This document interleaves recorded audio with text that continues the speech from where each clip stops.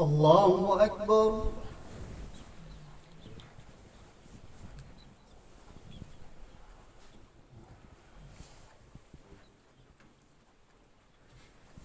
الحمد لله رب العالمين الرحمن الرحيم مالك يوم الدين إياك نعبد وإياك نستعين اهدنا الصراط المستقيم صراط الذين أنعمت عليهم غير المغضوب عليهم ولا الضالين.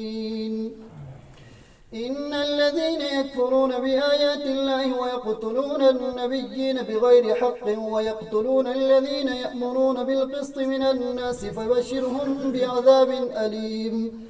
أولئك الذين حبطت أعمالهم في الدنيا والآخرة وما لهم من ناصرين.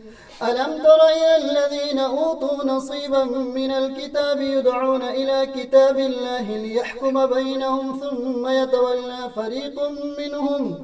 فريق منهم وهم معرضون. ذلك بأنهم قالوا لن تمسنا النار إلا أياما معدودات وغرهم في دينهم ما كانوا يفترون. فكيف إذا جمعناهم ليوم لا ريب فيه ووفيت كل نفس ما كسبت وهم لا يظلمون. قل اللهم مالك الملك تؤتي الملك من تشاء وتنزع الملك ممن تشاء وتعز من تشاء وتذل من تشاء بيدك الخير إنك على كل شيء قدير. تولج الليل في النهار وتولج النهار في الليل وتخرج الحي من الميت وتخرج الميت من الحي وترزق من تشاء بغير حساب. لا يتخذ المؤمنون الكافرين أولياء من دون المؤمنين ومن يفعل ذلك فليس من الله في شيء إلا أن تتقوا منهم تقاه ويحذركم الله نفسه وإلى الله المصير. قل إن تخفوا ما في صدوركم أو تبدوه يعلمه الله ويعلم ما في السماوات وما في الأرض والله على كل شيء قدير. قل إن تخفوا ما في صدوركم أو تبدوه يعلمه الله قل إن تخفوا ما في صدوركم أو تبدوه يعلمه الله قل إن تخفوا ما في صدوركم أو تبدوه يعلمه الله ويعلم ما في السماوات والأرض والله على كل شيء قدير. يوم تجد كل نفس ما عملت من خير محضرا وما عملت من سوء تود لو أن بينها وبينه أمدا بعيدا ويحذركم الله نفسه والله رؤوف بالعباد. الله أكبر.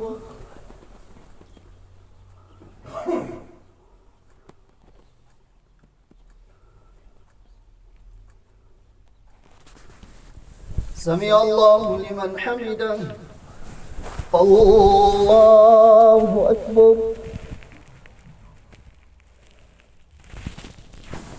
الله أكبر. الله أكبر.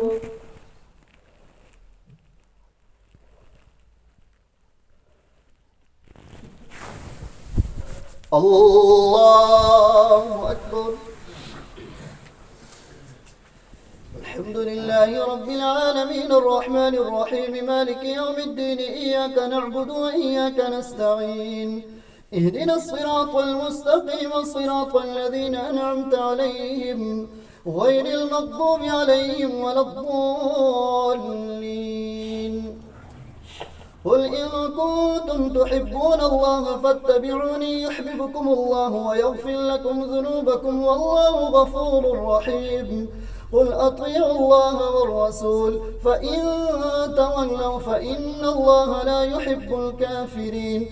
إن الله اصطفى آدم ونوحا وآل إبراهيم وآل عمران على العالمين ذرية بعضها من بعض والله سميع عليم. إذ قالت امرأة عمران رب إني نذرت لك ما في بطني محررا فتقبل مني إنك أنت السميع العليم. فلما وضعتها قالت رب إني وضعتها أنثى والله أعلم بما وضعت وليس الذكر كالأنثى وإني سميتها مريم وإني أعيذها بك وذريتها من الشيطان الرجيم. فتقبلها ربها بقبول حسن وأنبتها نباتا حسنا وكفلها زكريا. كلما دخل عليها زكريا المحراب وجد عندها رزقا قال يا مريم أنى لك هذا قالت هو من عند الله إن الله يرزق من يشاء بغير حساب. هنالك دعا زكريا ربه قال رب هب لي من لدنك ذرية طيبة إنك سميع الدعاء. فنادته الملائكة وهو قائم يصلي في المحراب أن الله يبشرك بيحيى مصدقا بكلمة من الله وسيدا وحسورا ونبيا من الصالحين. قال ربي أنى يكون لي غلام وقد بلغني الكبر وامرأتي عاقر قال كذلك الله يفعل ما يشاء.